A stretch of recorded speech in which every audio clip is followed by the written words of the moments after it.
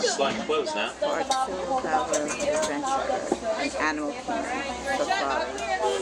Asante Sana, Warden. That means thank you in Swahili, so thank you, Warden. And Twende, that means let's go.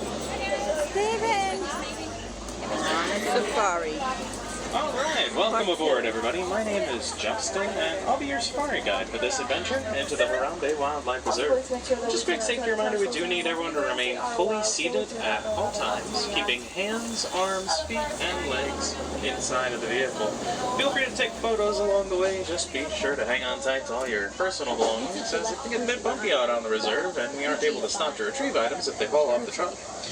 Now, if you look above you, you'll see an animal spotting guide. That'll kind of give you an idea what we might see out on the reserve. Probably won't see all of them, but we'll do our best to see as many as we can. Now, we are going to be entering these animals' homes, so we do want to be respectful of them. We ask that you please do not call out to or make any noises at animals we may see. And if you're having any conversations, best to keep that volume nice and low. That way we don't disturb the animals or the other people sitting around you. We'll be starting off our adventure here into the reserve in an area known as the Little Ituri Forest. Some of the animals that make a home here will use their markings and coloration to blend in with the environment, and that's their first line of defense against predators. So we'll have to keep a sharp eye out to see some of the ones that live here.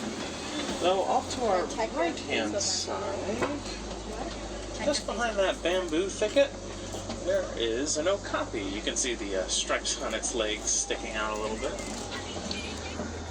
That okapi has those stripes, which might remind you of a zebra. However, the okapi is actually the only known living relative to the giraffe.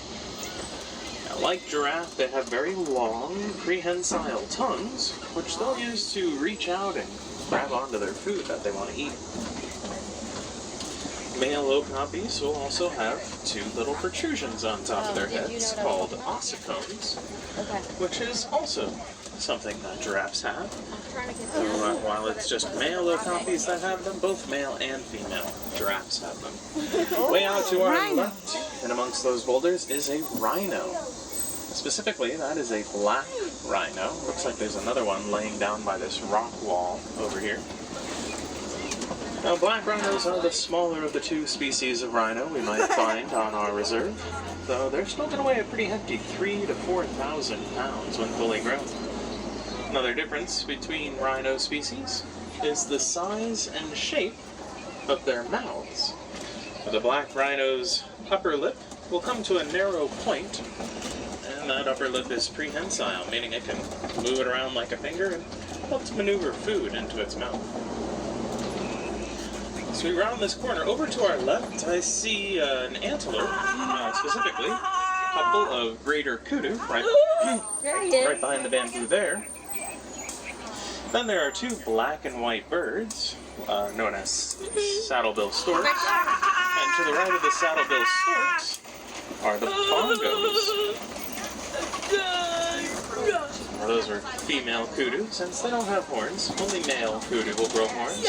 And they grow in a long spiral, reaching almost 5 feet in length. Now, the saddlebill storks are commonly paired up like that. They are thought to mate for life. So where you see one, the other's probably not too far off.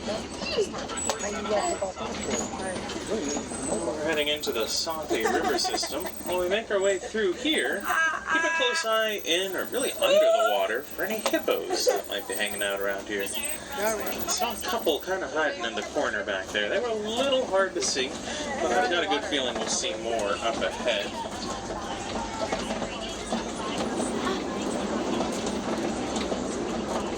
Oh, there is another hippo, at least the back of a hippo sticking out of the water there to our left. I think I see a few more through the river area.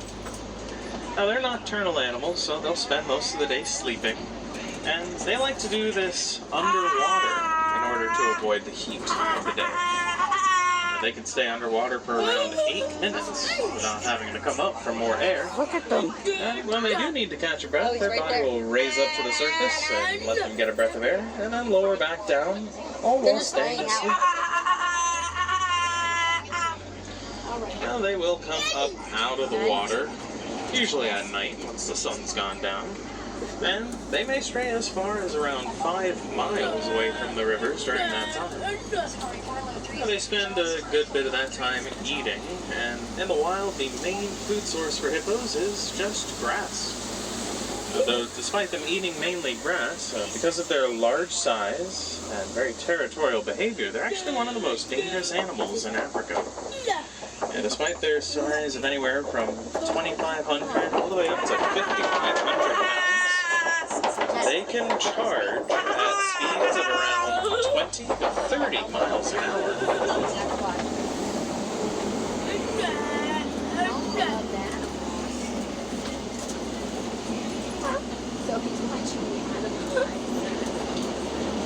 Well, we're gonna head out of the forest area and onto the savanna. The savanna is the largest portion of our reserve, so this is where we'll be for just about the entire remainder of our safari. Along the way, we might see some of the more famous and easily recognized animals like giraffe and zebras. If we're lucky, maybe even some elephants. If we're really lucky, maybe even some lions, but we'll see.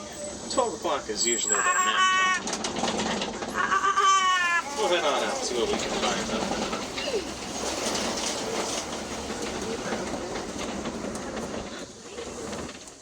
See some animals, some more of them.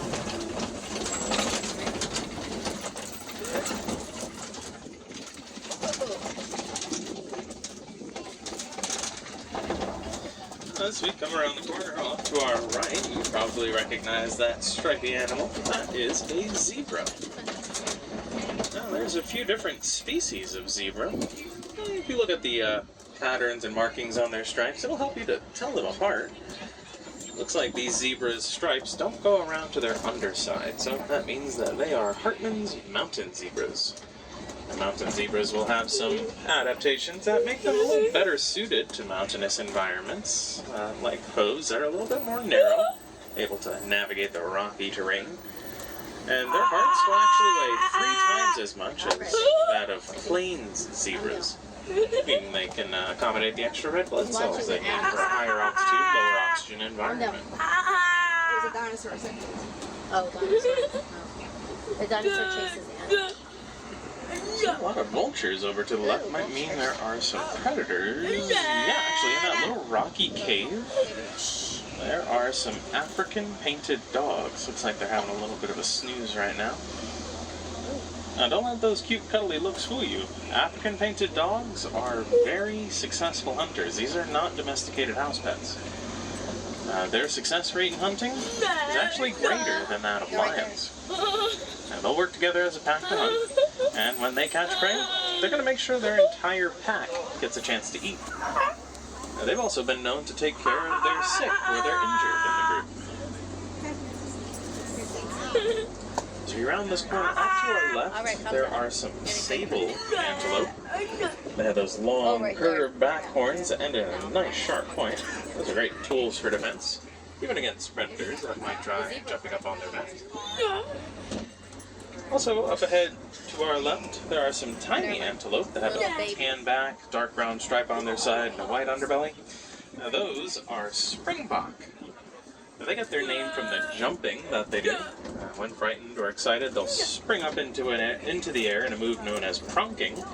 That's springing up repeatedly about 5 to 6 feet off of the ground. Pretty impressive considering they're only 3 feet tall.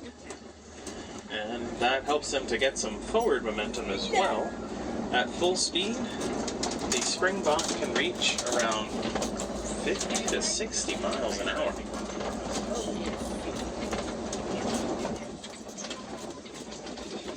There we go, get a much better look at those zebra. Looks like a mom and baby zebra, or at least a younger one. And when they're younger, you'll see their stripes are more of a brownish color. And then once they get older, they turn black. Okay.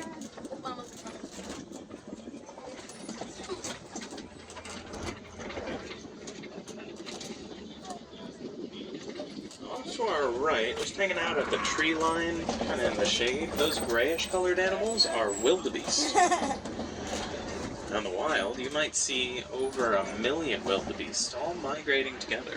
And will go distances sometimes over 1,000 miles in search of water during periods of drought. At one point, there were so many migrating wildebeest that the dust clouds they kicked up could be seen from the space station. Straight ahead of us, standing up on that tiny hill, is an animal that's pretty easy to see from far away. That's the first of quite a few giraffe we'll see out here. Now, they are the tallest land animals, usually reaching heights of around 18 to 20 feet tall when fully grown. So a group of giraffe is quite appropriately known as a tower. Now, they use their height to their advantage, reaching way up into the trees to graze on, or browse rather, on leaves and branches. And even when they're not actively eating, you might see them standing there just chewing away. Well, that's because giraffes are ruminants. They will chew their food multiple times as part of their digestive process, meaning they can eat some of the tougher material from the trees, including small branches and even leaves. There's a whole tower of giraffe to our left.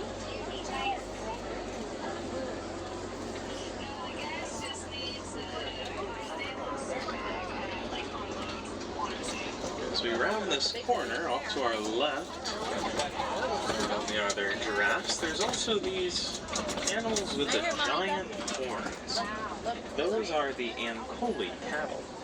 Now, they're one of the few domesticated animals we have out here. They're also known as Watusi cattle for the tribe that first domesticated them. Now, they'll use those horns to regulate body temperature. A lot of veins that go through the honeycomb-like structure on the inside. So they can use them like giant heat stacks to radiate heat out of their body.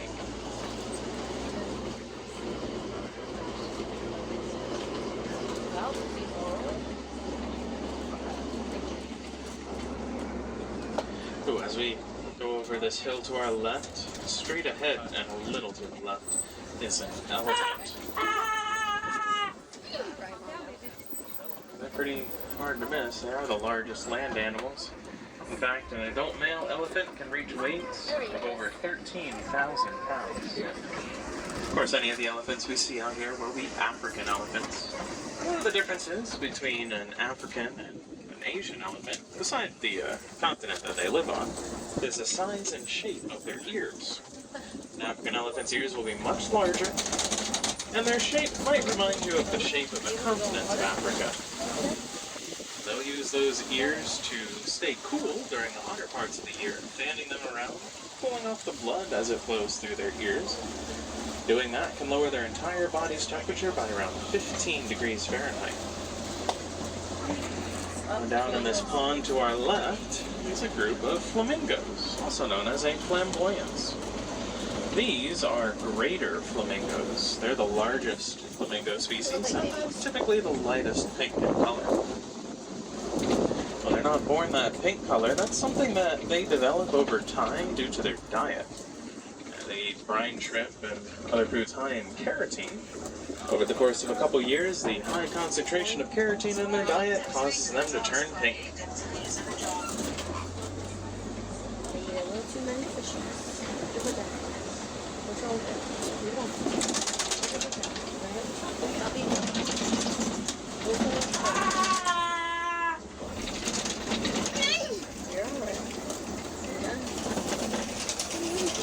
Coming over to a mud wallow over here. This is a pretty popular type of hangout area for rhino.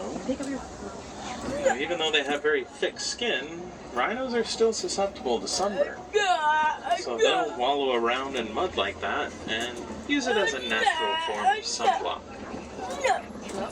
We'll make sure we keep our eyes peeled for any rhino around this area. I see some signs that they have been through here. There's some mud scraped off on the rocks and trees. It looks like the trees have been used as a scratching post for their horns as well. Oh, I see a shape in amongst the trees up ahead here to our right. Yes, those are white rhino. They get their name from the Afrikaans term vite, which refers to the wideness of their mouth, not a color. It's misunderstood as white, and that name is stuck. They have very wide mouths, which they'll use to graze on the grass of the savannah. Out at the top of that hill, just at the tree line, I can see a cheetah laying down on the ground. And it blends in very well with the leaves on the ground, especially with the sun in our face a little bit. Let's see if we can find any more a little bit further up here. He's laying down. There's another couple of rhino over to our right, though. There's 4, 3, 4. Let's see.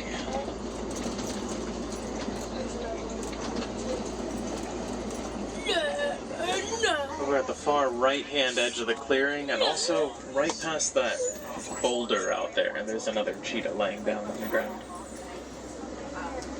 I've seen. Oh, you?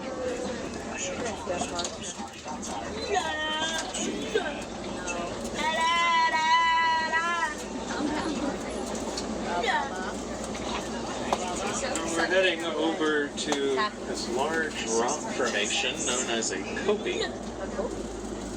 If there are any lions out and about, this is where they're going to be. In the wild, they'll use tall rocks like this to help them spot any prey that might be in the surrounding area. Looks like at the edge of the rocks by that little brush, there is a male lion laying down and taking a nap. That's a pretty common activity for lions, especially during the heat of the day. The lions are going to sleep for around 16 to 20 hours out of the day. And they'll be more active at night once the sun has gone down. Now, their eyesight during the day is very similar to a human's eyesight, but at night it's around 6 to 8 times better than human eyesight.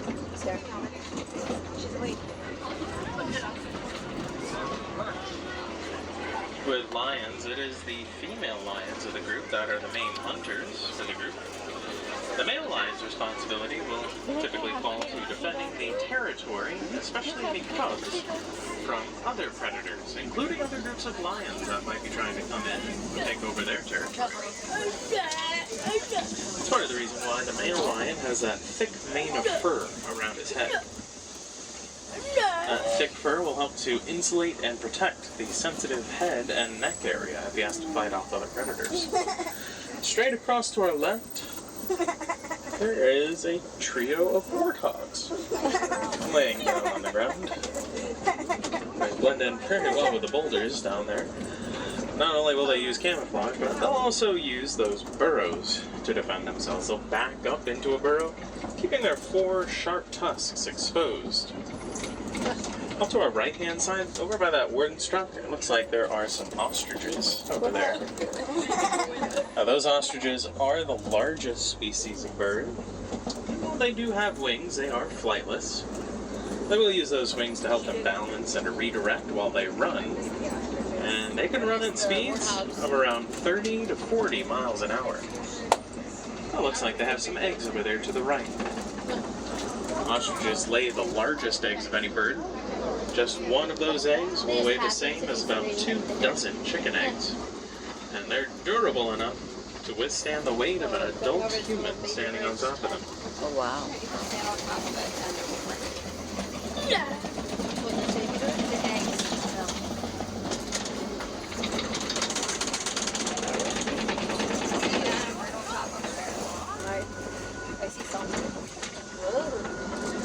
Coming up into the Magadi Glen at the edge of the reserve, the warden has an outpost that they've set up an area to keep some Nigerian dwarf goats. Cute little creatures. They look like they're little kids, but they're actually full-grown adults. Now, their small size is good for farmers, since they'll take up a lot less land than other cattle. And they produce very sweet milk, which is considered to be highly valuable. Why are they taking over the whole truck? Now, they're very friendly and social animals. Taking over the In truck. fact, if you head over to Rafiki's Planet Watch, they actually have a little affection section where you can go up and pet some Nigerian dwarf goats. Wow. Over at the Planet Watch, you can also check out the Animation Academy, where you can learn to draw animated animals, taught by a Disney animator.